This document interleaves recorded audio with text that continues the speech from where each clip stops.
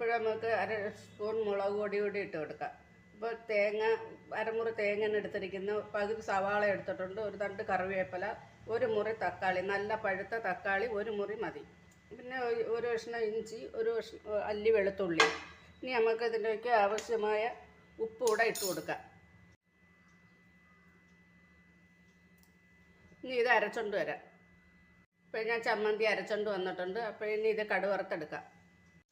ഒരു കറിവേപ്പില ഇട്ട് നമ്മൾ അരച്ച് വെച്ചിരിക്കുന്ന ഇത് മിക്സ് അങ്ങോട്ട് ഒഴിച്ചു കൊടുക്കാം. ആ ജാറൂടെ കഴുകി ഒഴിക്കാം. ഒരു നല്ലൊരു മുളക് ചമ്മന്തി ഇവിടെ റെഡി ആയിട്ടുണ്ട്.